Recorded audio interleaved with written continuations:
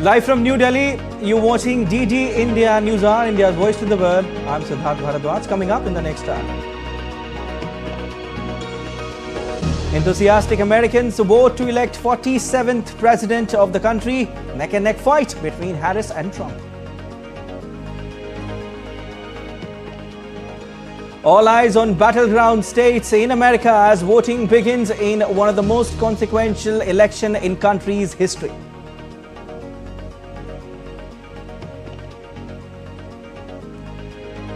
India says Canada has developed a pattern of making allegations without evidence, slams placing of Indian diplomats under surveillance.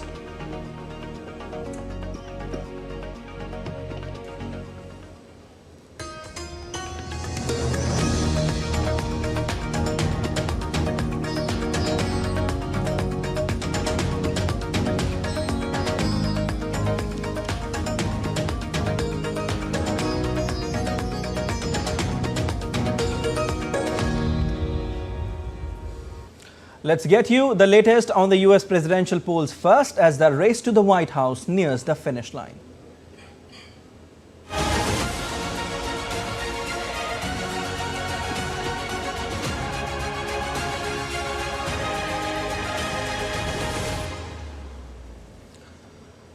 The United States has officially begun voting on Tuesday to elect its 47th president after the concluding of turbulent campaigns. US Republican candidate Donald Trump cast his vote in Florida and expressed confidence about winning back the White House. I feel very confident. I have felt, we went in with a very big lead today, and it looks like Republicans have shown up in force. So we'll see how it turns out, but it seems that they have really shown up in force. I just got a call from Dan Patrick in Texas. He said they've never seen anything like it. While speaking to reporters at a voting facility in West Palm Beach, Trump believed that he ran a great campaign against his Democratic rival, Kamala Harris. Look, regrets, you always have regrets. I can't think of any, to be honest, to use her expression. I can't think of any. I ran a great campaign. I think it was maybe the best of the three. We did great in the first one. We did much better in the second one, but something happened. And this was the best, I would say this was the best campaign we ran. The New Hampshire hamlet of Dixwell Notch opened his polling at the stroke of midnight on Tuesday, traditionally marking the start of the US election hours before the rest of the country. People in Michigan enthusiastically lined up at polling stations to cast their votes. Michigan is one of 7 key battleground states where US Vice President Kamala Harris is running neck and neck with former US President Donald Trump. Voters in North Carolina, Georgia and New Hampshire also cast their ballots on Tuesday. Here first thing in the morning, I think it's very important to, whatever you're doing today, if you haven't voted, get out and vote. It's a right that not everybody in the world gets, so you have to take advantage of it, and it does matter.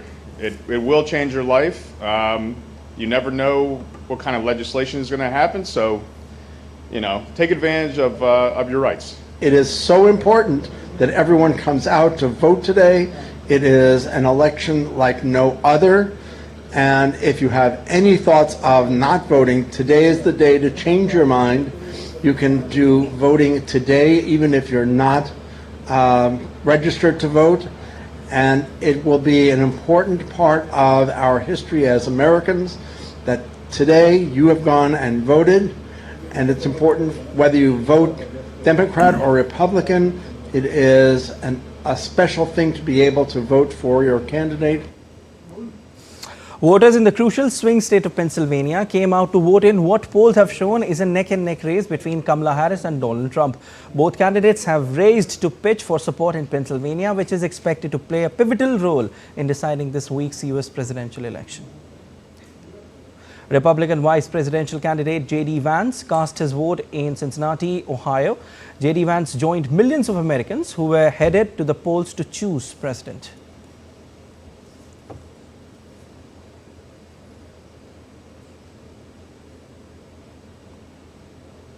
Look, I feel good. You never know until you know, but I feel good about this race. I felt good about my own race a couple of years ago when I voted in this exact same spot.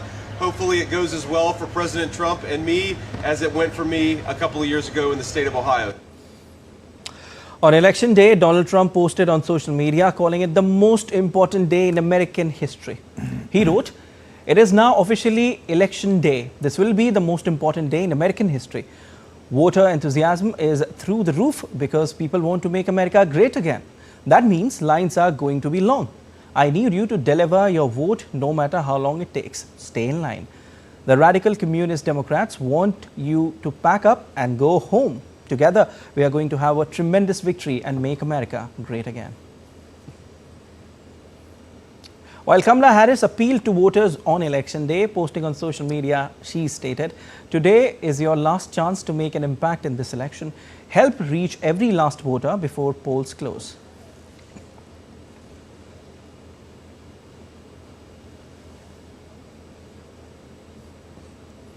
As the US undergoes one of the most consequential presidential elections, former President Barack Obama made an appeal on social media to vote for Democratic nominee Kamala Harris and her running mate Tim Walz. Folks, this election is going to be close. In some states, just a handful of votes in every precinct could decide the winner. So you need to get out there and vote. So tell your family, talk to your neighbors, make a plan. Go to the polls with your friends and vote. Vote for Kamala Harris and Tim Walz. Head to iwillvote.com to look up your polling place today. All right, and DD India Shubhendu Ghosh is joining us from Washington, D.C. and Amritpal Singh is joining us from Palm Beach, Florida. As Americans go to polls, the world watches. Hi, Shubhendu. A very good afternoon to you too. What are you seeing at the polling stations? How would you describe the energy and turnout so far?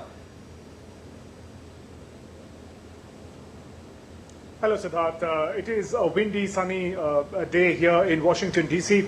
We are just outside a polling station in Washington, D.C. It's called a Columbia High School building, and that's where the polling is taking place. We are supposed to be at a distance, but that's what the law says, a certain distance beyond which the media and other people can stay. We went inside for a bit without the camera, and we saw really long queues, not something that we've seen in the early voting phase, really long spiraling queues here. And this is just the beginning of the day, so to say here. The whole second half of the day is left. So a long queue really is speaking volumes about how enthusiastically people are coming in. True. We are also seeing many people are walking towards the polling station now. It has been a very, very polarizing elections, not an election where you can afford to sit on the fence and watch it from a distance. For those who can, are coming out to vote. We saw historic numbers in the early voting, and it is expected that by the end of the day today, across America, this might also break the record of the highest percentage of polling that was recorded in 2020, when nearly 2/3 of the people who were registered to vote had voted. And here we see long queues at the polling stations where it's been, and that trend continues. So great enthusiasm for the elections and for voting. Siddharth? Definitely. In fact, we saw Donald Trump and Kamala Harris, both the presidential candidates, appealing to the voters to come out in large numbers and vote. In fact, Barack Obama also, we just showed it to our viewers. That means the voter turnout will be huge this time around. Shubhendu? Oh, absolutely. You see, it is turning out to be, end of the day, a number game. The swing states in particular are very, very crucial. They really hold the key to who's going to be the next president of the United States. Yeah. And if you look at the historical precedent, we know that a few hundred votes could determine who's going to take the swing state. Because if you even win by one vote, that's something that we've been telling our viewers, even if you win by one vote, the Electoral College rule says that you get all the Electoral College votes of that particular state. And therefore, both sides of the fence, Democrats and Republican leaders, Kamala Harris and Donald Trump, really making the push, their supporters making the push that not a single supporter should be left behind, should come out and exercise. Definitely. Even that single vote could make a huge difference at the end of the day. So definitely. Shubhendu, did you have a word with any of the voters standing in the queue? What are they saying? What are their issues? What are they expecting out of these elections? well, it's really being, many of them actually expressed that they're relieved that they're finally here on the voting day. It's been 2-3 months of hectic campaigning, especially in swing states, also here in Washington, D.C.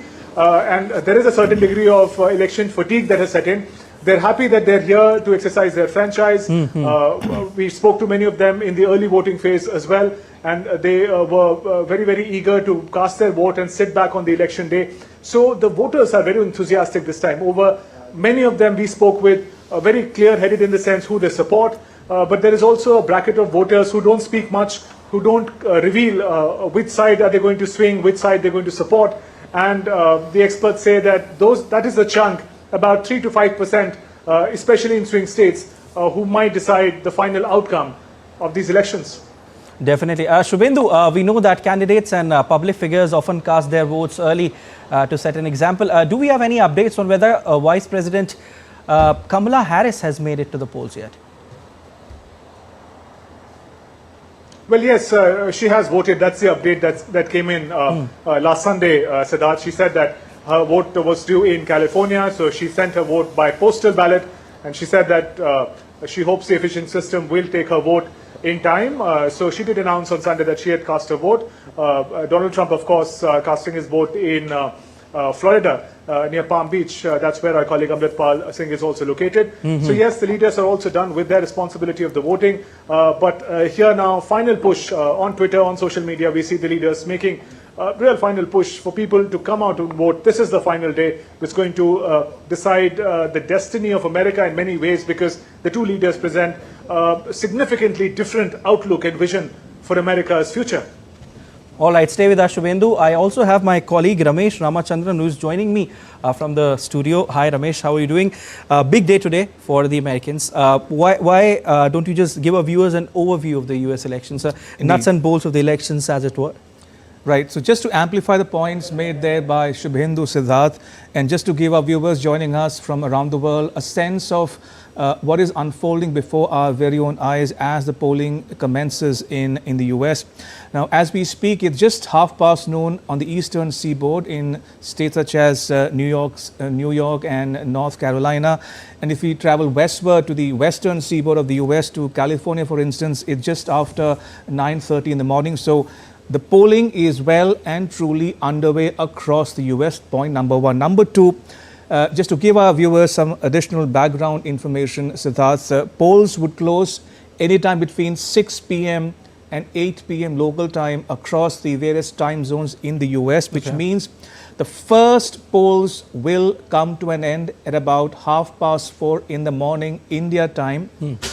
On the eastern, when we talk about the eastern states, and going westward, they would finish after 2 or 3 hours later down the road. Now, this is interesting. Viewers should also know that there are multiple elections taking place as we speak. For the US president, obviously. Then there are elections for the governors. Now, 11 states plus the 2 territories of Puerto Rico and American Samoa are holding gubernatorial elections for the governors of those provinces and territories. And also key elections on for the lower and upper chambers of the US legislature, the House and the Senate. All 435 seats up for grabs in the House, and 1/3 of the Senate seats, that is 34 seats, are also up for grabs in this election. So House, as we speak, is controlled by the Republicans. Democrats control the Senate. So we have to wait and watch how these elections pan out for the balance of power in the US legislature, that's Capitol Hill. Now, people have described the elections, Siddharth, as too close to call, or a tight race, or a dead heat. Why is that? Because opinion polls say that it's like a neck and neck for both Kamala Harris and Donald Trump. And as you mentioned, Siddharth, the Dixville Notch election result in New Hampshire gives us a flavor of what is going to unfold as we speak, as the day progresses. It was a tie in Dixville North, the first place to go to the polls, and results are out. It's 3 each to Kamala Harris and Donald Trump. That give you a sense of where things stand now as we speak. Now, talking about numbers, we have 538 electoral college votes, Siddharth, are up for grabs, and the magic number that both Harris and Trump will be looking forward to is 270. Anyone who wins 270 electoral college votes would become the next president of the United States. Now, talking about turnout, Siddharth, in the 2020 election, it was about more than 60%.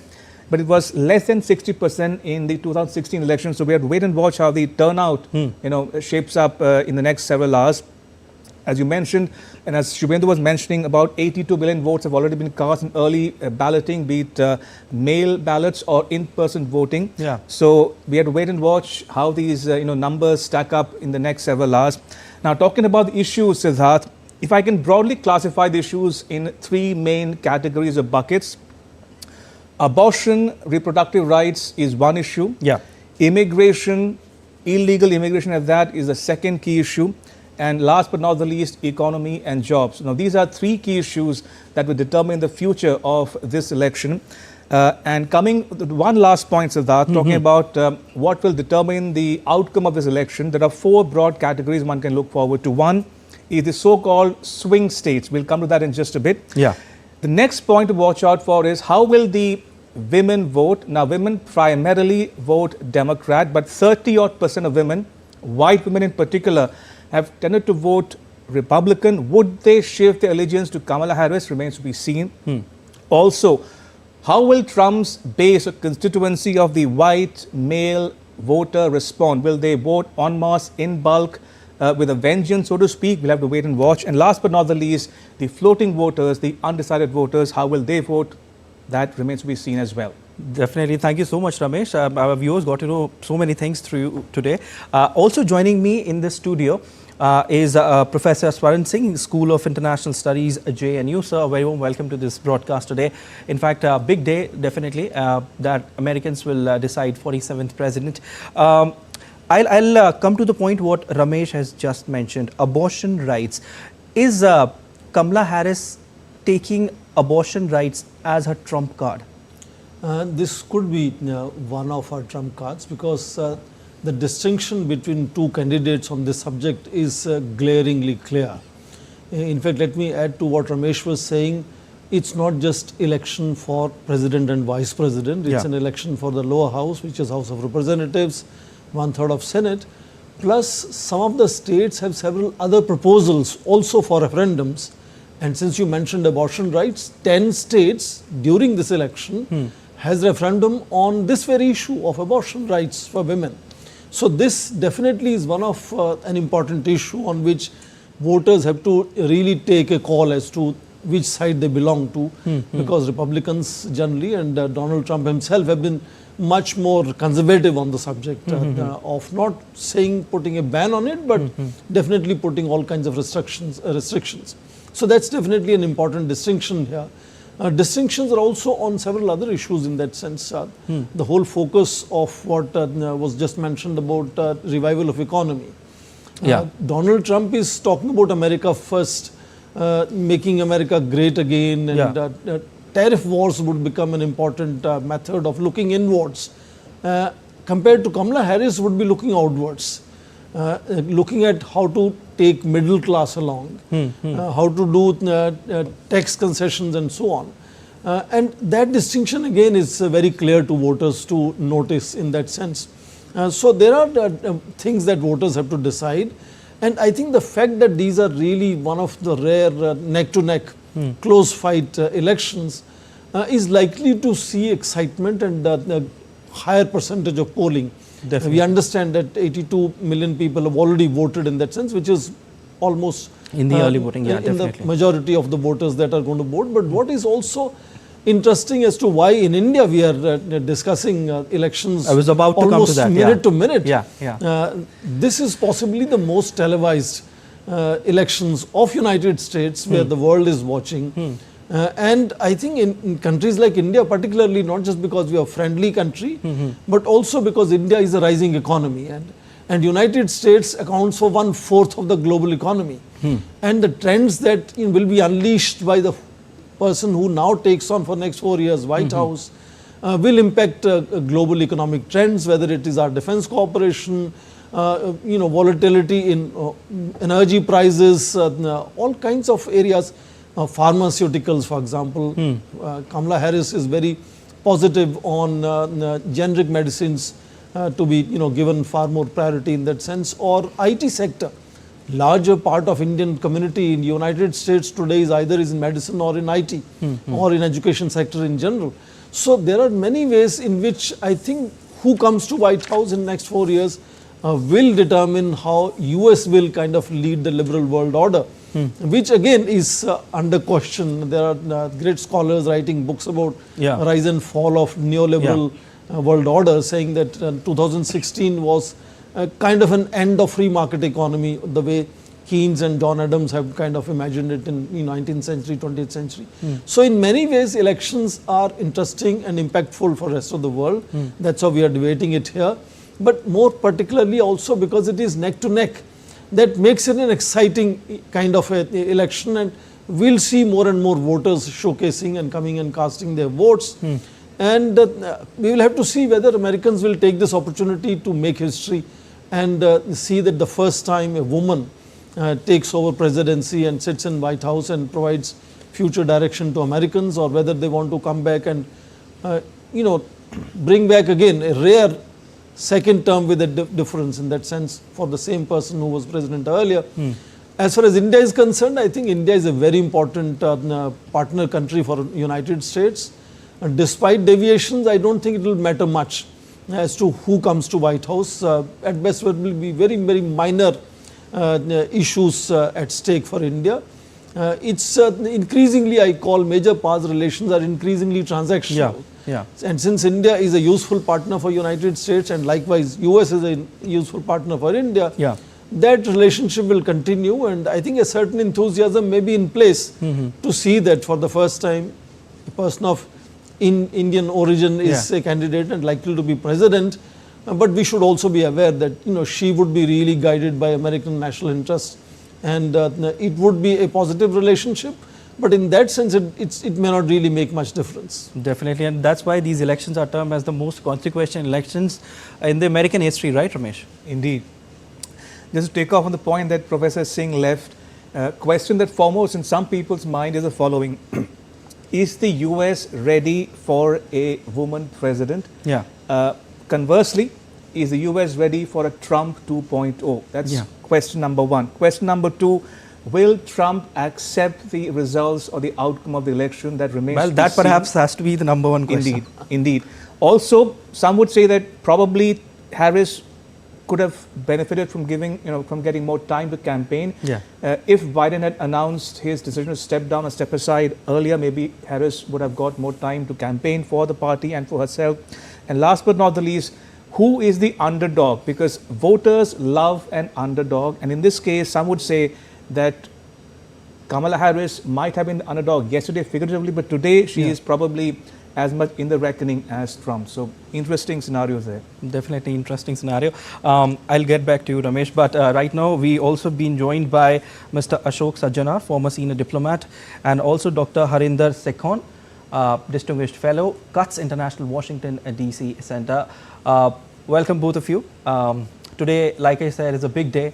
And I'll continue what Mr. Sajjana from you first. On one hand, you have Kamala Harris, and on the other hand, you have Donald Trump. Both of them promised many things as far as the rallies are concerned, as far as the campaigns were concerned. Kamala Harris was saying that if she wins, then she will give abortion rights, she will give the reproduction rights, reproductive rights to women. And then on the other hand, Trump said that if he will win, then he will immediately end the conflict in Gaza. So where is the wind blowing? What do you think where the Americans are going?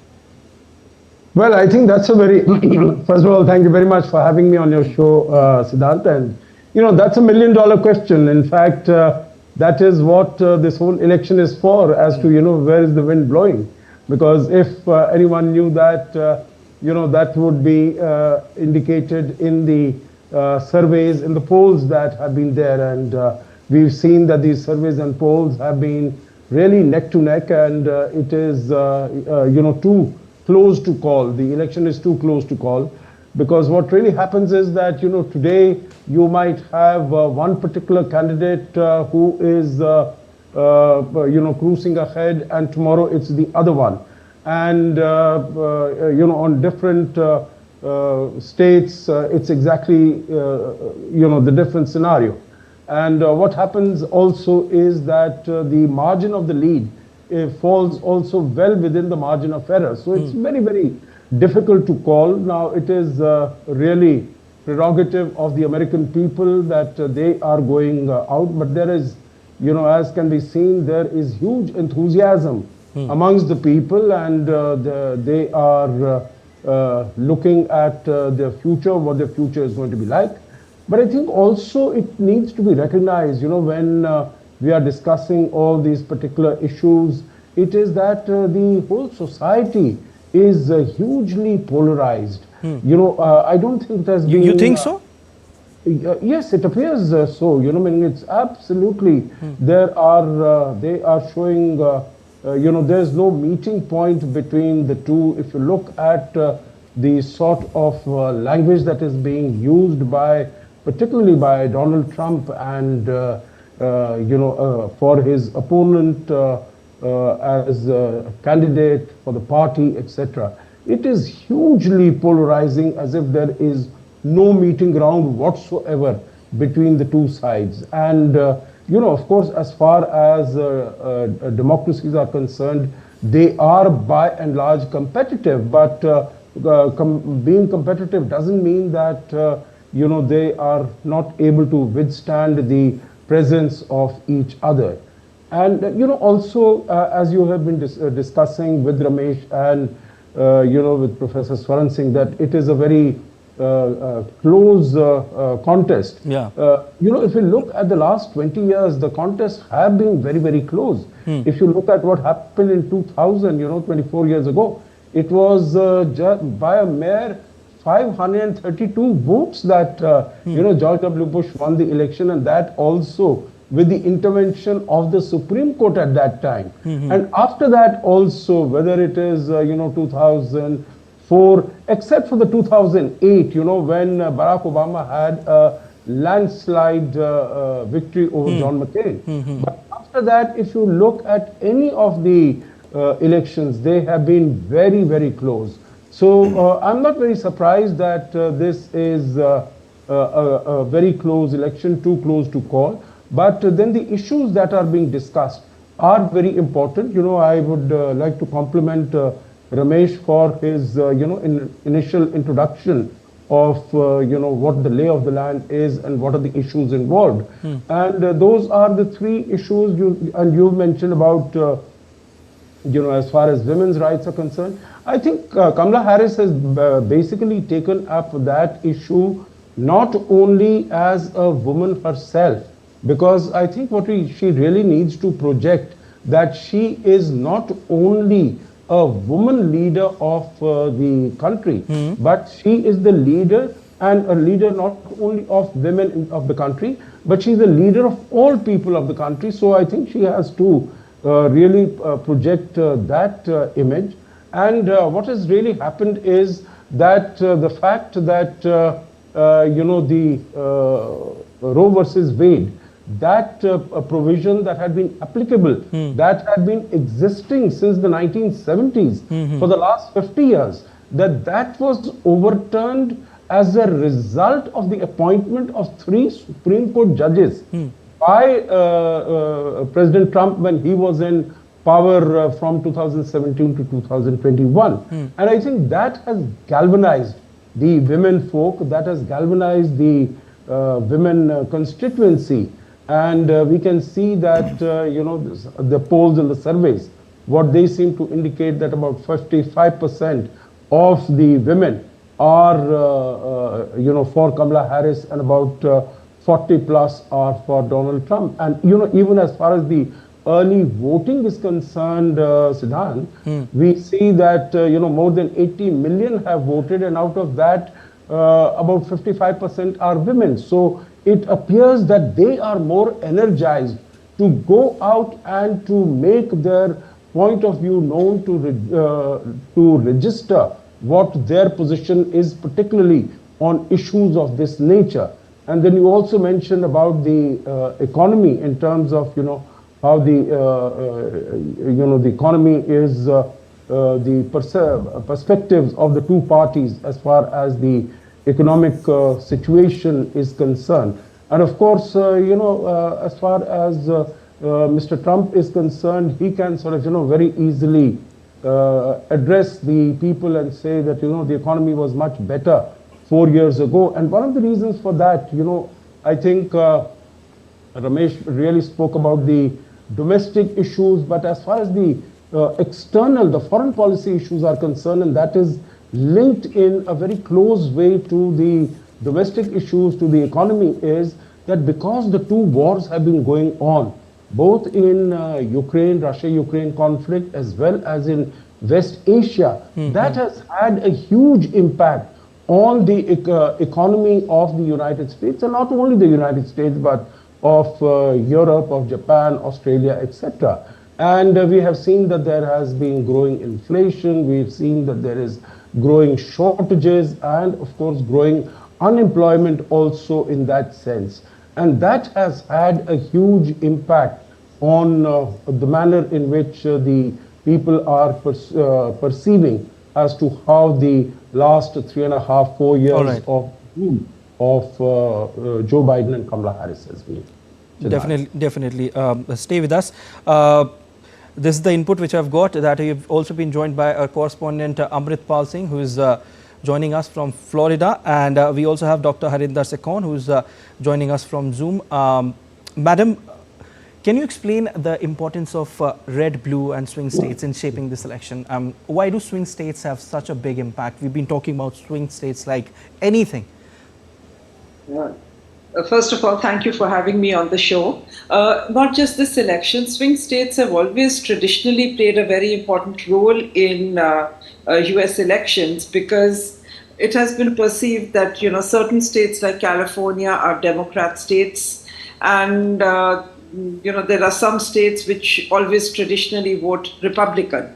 So what really has happened is that the swing states are the ones where you've had different results and very close results, because there are the red states, the blue states, and then you have the purple states, which are kind of mixed. And the number of swing states this time is 7. I think the last elections it was 9.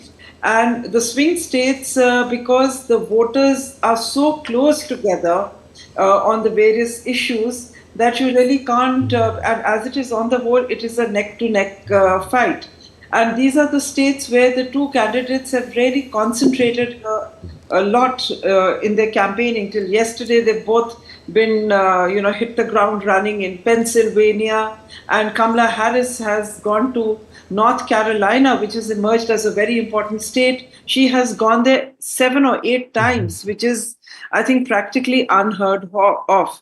And now why these states are important is because, firstly, Pennsylvania traditionally has been very important with its 19 electoral college votes. And whoever wins gets those 19 votes. And we saw in the last elections, even when Hillary Clinton, the elections before then, she lost the swing states. She got the popular vote, but she lost the number of electoral college votes in the swing states, which cost her the election. And over here, what we've noticed now is that North Carolina, people are concentrating in North Carolina because of the demographic shift in the state. There's a large number of migrants, Afghan refugees, black voters who have registered in large numbers. And that is the vote bank which Kamala Harris is trying to tap into. And it's a very close race, but, that is how the swing states, which could go either way and also tilt the election.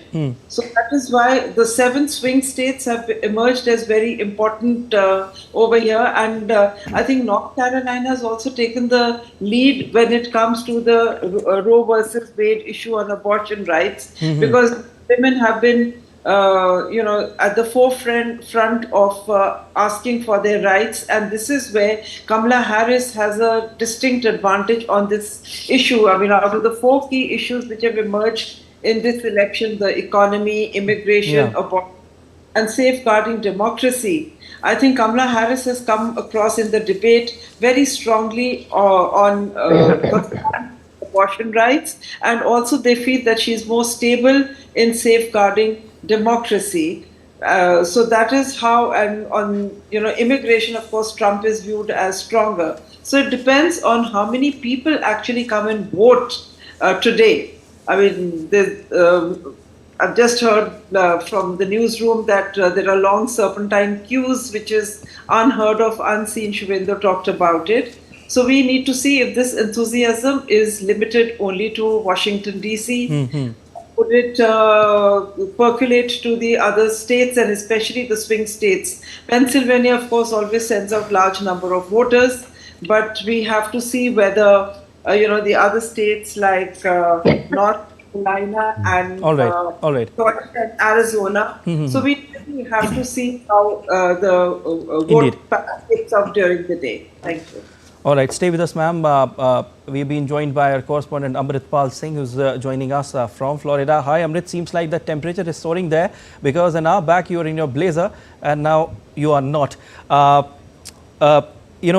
Trump has cast his ballot in Palm Beach, Amrit, claiming this current presidential campaign his strongest to date. What's the general mood among voters there? Okay, I'll tell you the mood. I'm right now outside that polling booth where Donald Trump along with Melania Trump came and cast their votes. A very important statement that Donald Trump made after casting his vote. He spoke to reporters and told them that he assured the American people that there shall be no violence from the Republican camp. He said he does not stand for violence. Now that is a big message. Given the apprehensions here about violence. Unprecedented security measures have been put in place by election authorities all around the country, especially in sensitive counties of swing states where atmosphere is really, really charged up. And there is a complete polarization. The society seems to be divided right from the middle, and the kind of rhetoric that came out from both candidates in the campaign, in the run-up to the election day today, charged that up, and they traded barbs. The narrative fell to its lowest, where Americans say that though there were controversial elections, there were keenly contested elections in the past, but this kind of narrative they haven't heard before in modern American history. Now, given that, given the real threat of violence, Donald Trump trying to send out a message on the voting day that it will be all good from his side, whether he or his people behave themselves or the other side behaves themselves today and in the coming days when election results come in, and there are denial moments remains to be seen. But I think he's trying to send a message to the Americans that, and I think his strategists would have told him that you are being perceived as that, more than Kamala, more than the Democrats.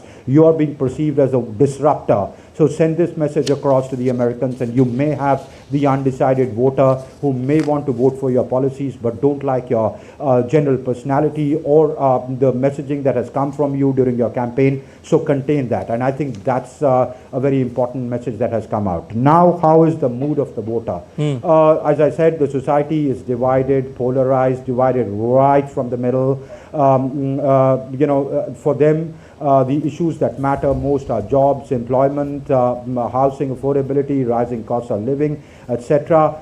But they vote on partisan lines. That's your average Joe and average Jill. That's what they do. They'll tell you there are Republican women who say we've been Republicans, our mothers have been Republicans, their mothers have been Republicans. All right. But what Kamala says about abortion and women's rights, we could swing the other way. But by the end of the day, they vote on partisan lines. So it remains to be seen what the outcome of the election really would be, because it's the swing states, also the undecided voter, that will really decide who sits in the Oval Office for the next 4 years. Siddharth. All right. Thank you so much, Amrit, for your analysis. Let me just now ask my colleague Ramesh Ramachandran, who's there in the studio. Ramesh, what do you have to tell us about the swing states? I always, in every US presidential election, swing states play a crucial role in determining whether which candidate is going to the Oval Office. Siddharth, the joke doing the rounds in some quarters is that the road to occupying 1600 Pennsylvania Avenue, that's the address of the White House in Washington, D.C., passes through Pennsylvania state. Why do I say that? As our guests and our colleagues mentioned, there are 7 key swing states. We don't know how they will vote because some states have traditionally voted Republican, others have traditionally voted Democrat. So by various estimates, one can say that 226 votes are at a minimum assured for Kamala Harris and 219 for Trump, based on how states have traditionally voted over the past many decades. But what will make a difference are those 7 states: Pennsylvania, North Carolina, Georgia, Michigan, Arizona, Wisconsin, Nevada. Why do I say that? Because all these key 7 states together account for 93 electoral college votes. And these votes will make a difference in the final outcome of the election, especially Pennsylvania, which accounts for the maximum number of electoral college votes, 19. So whoever wins Pennsylvania gets to become the next US president. Now that said, one reason why the swing states matter is, and we saw that even several hours ago when both Kamala Harris and Donald Trump campaigned on the last day in Pennsylvania. They spend almost the entire day there, including other neighboring states, but they spend most of their time in Pennsylvania. And Kamala Harris chose to address her last rally in Philadelphia in Pennsylvania. She ended her speech just before midnight local time. And Trump traveled from Philadelphia into Michigan, Grand Rapids for his final rally. Yeah. So all eyes are on those key swing states that will determine the outcome of the election.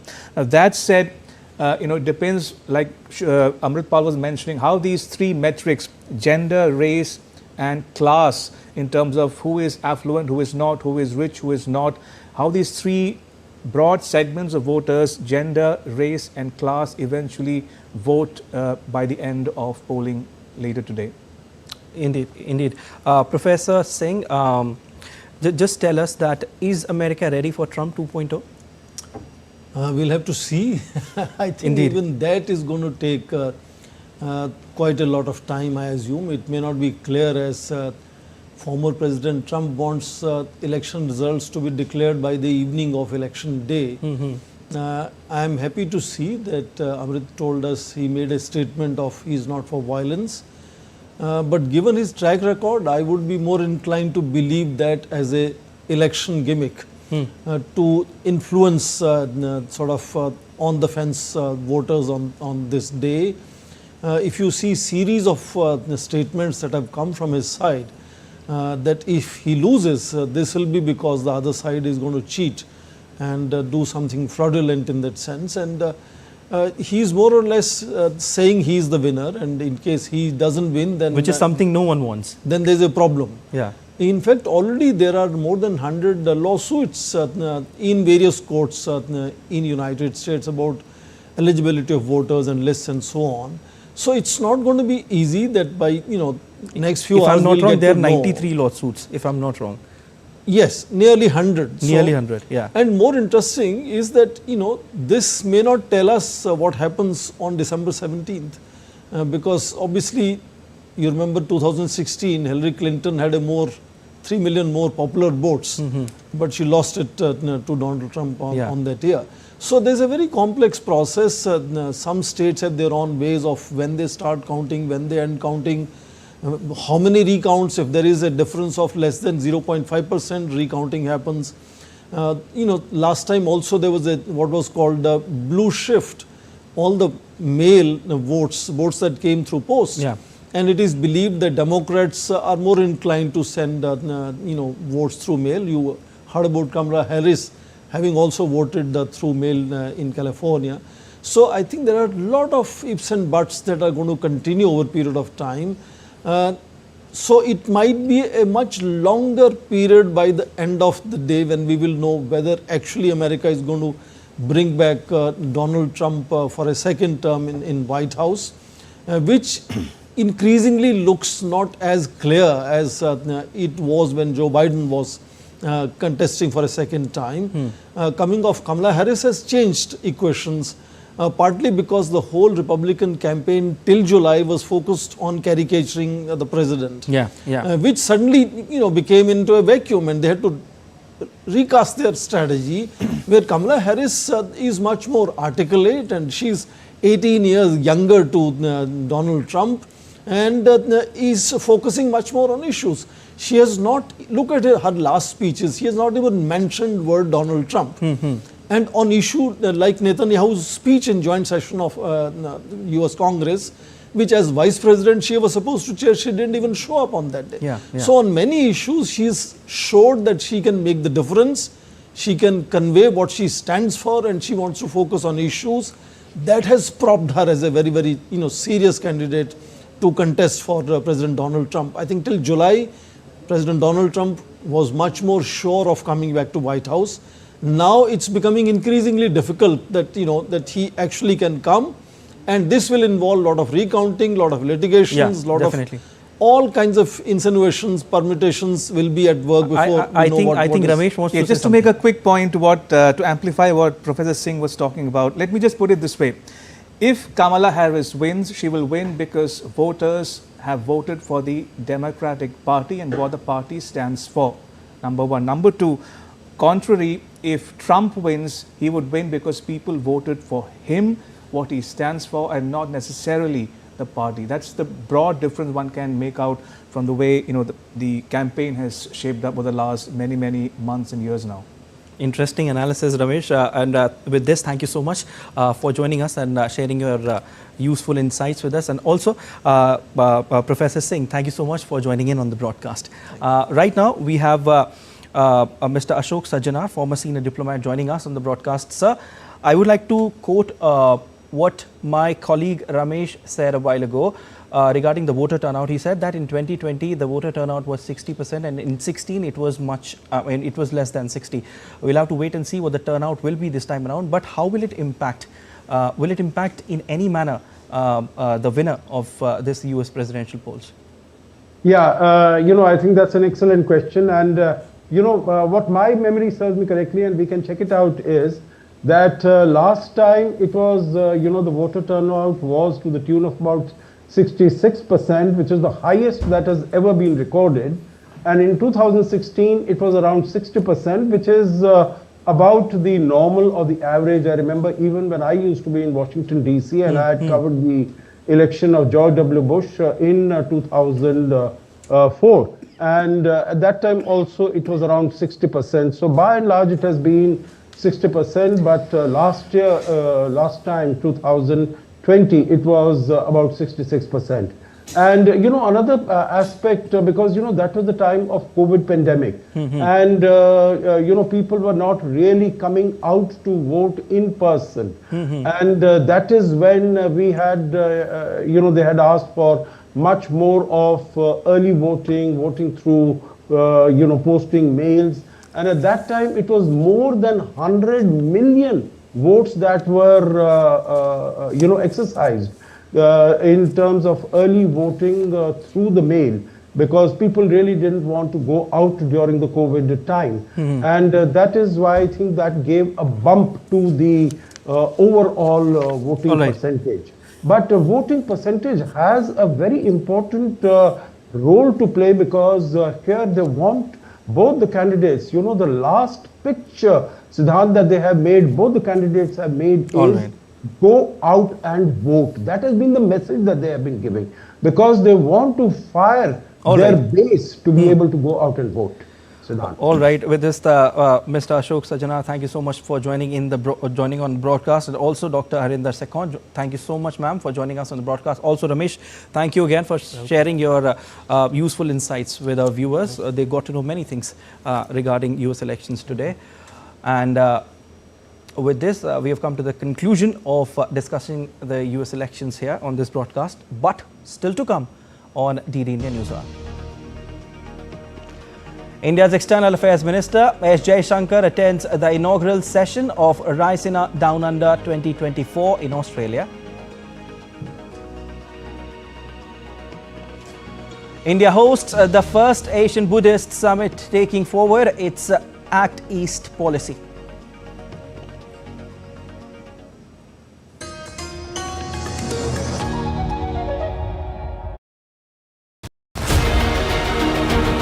Who will be the next president of the US? America decides. DD India reports from Ground Zero. An election on razor's edge. From the economy to democracy, the stakes can't get any higher. It's Kamala Harris versus Donald Trump. Watch Race to the White House as the finish line approaches. Live and exclusive coverage only on DD India. Complex issues, hidden agendas, twists and turns, strategic games. We think all dots are linked. We just need to connect them.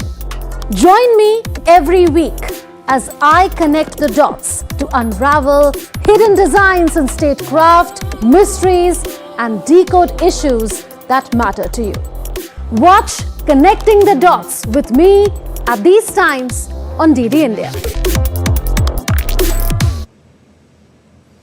You're watching DD India NewsHour. I'm Siddharth Bharadwaj. And India has issued a strong condemnation over the recent violence at the Hindu Sabha temple in Bramton, Ontario. The incident has triggered outrage both in Canada and India, with leaders and citizens demanding accountability. Here's more in the report. India has strongly condemned the recent violence at the Hindu Sabha temple in Bramton, Ontario, carried out by extremists and separatists. India's External Affairs Minister, Dr. S. Shanker, described vandalism of the temple as deeply concerning and called for a swift response. I think what happened at the Hindu temple in Canada was obviously deeply concerning. You would have seen the statement first by our official spokesperson and also the expression of concern by our Prime Minister yesterday. That should, I think, convey to you how deeply we feel about it. Earlier on Monday, India's Prime Minister Narendra Modi also spoke out, condemning the deliberate attack and emphasizing the need to protect places of worship and respect religious sentiments. Taking to social media platform X, PM Modi said, "I strongly condemn the deliberate attack on a Hindu temple in Canada. Equally appalling are the cowardly attempts to intimidate our diplomats. Such acts of violence will never weaken India's resolve. We expect the Canadian government to ensure justice and uphold the rule of law." The incident has sparked widespread protests among the Indian community in Bramton. Demonstrators, deeply hurt by the incident, raised Indian and Canadian national flags and called on officials to take serious action against the perpetrators. There was also anger towards the regional Peel police after a police officer was reportedly suspended for participating in the attack. Protesters expressed frustration, urging politicians to acknowledge Hindu sentiments and ensure stronger protections for the community. We are deeply hurt as Hindu community what has happened here yesterday, and we have come here in support of Hindu community. Hindu community has contributed so much to Canada, and we are progressive. We add so much economical value. We follow law and order. As tensions rise, the Indian government has requested that Canadian authorities take decisive action to prevent future incidents and ensure that those responsible for the violence are arrested and prosecuted. Bureau Report, DD India. India's External Affairs Minister S. Shanker is in Australia on the first leg of his two-nation tour. He had an eventful day, including engaging conversation with Justin Bussey at the inaugural session of Raisina Down Under 2024. Here's a report. India's External Affairs Minister Dr. S. Jaishankar attended the inaugural session of Raisina Down Under, Australia edition of India's Raisina Dialogue in Canberra on Tuesday. Dr. S. Jaishankar is in Australia in the first leg of his two-nation tour. Jaishankar highlighted the remarkable growth in India-Australia partnership in recent years and India's efforts to forge diverse partnership in a multipolar world. I would say probably the bilateral which has changed the most is Australia. One metric of how a relationship is really okay, so how often did the PMs meet? And if you go beyond that, you look at the quality of our defense cooperation today, the fact that we've been able to do the first phase of a free trade agreement, the fact that Australian universities were the first universities to come and say, okay, we are prepared to explore a new Indian policy regarding foreign educational presence.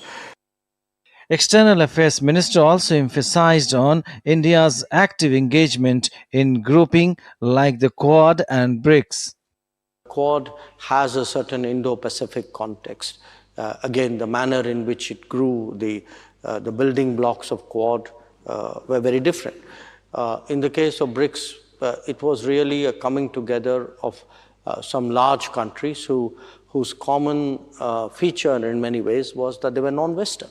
Dr. S. Jayashankar also met Australia's Deputy Prime Minister and Defence Minister Richard Marles. They spoke about the strong moment in India-Australia's comprehensive strategic partnership. The minister also shared perspective on Indo-Pacific and regional developments.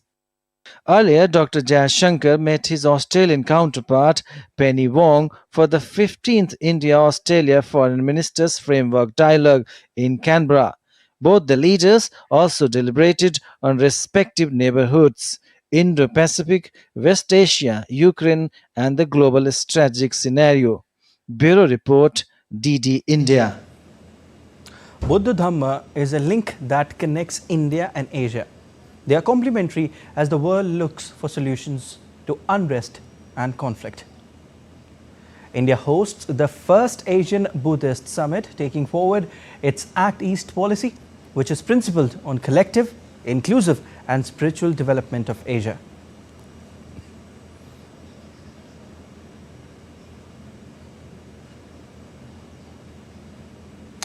That's all for this edition of DD India NewsHour, but let us know your thoughts on the news of the day.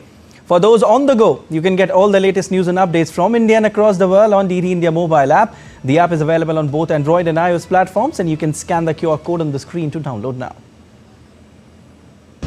We'll be back with more news as it breaks here on DD India. I'm Prasar Bharati from all of us here in Delhi. Thanks for watching DD India NewsHour.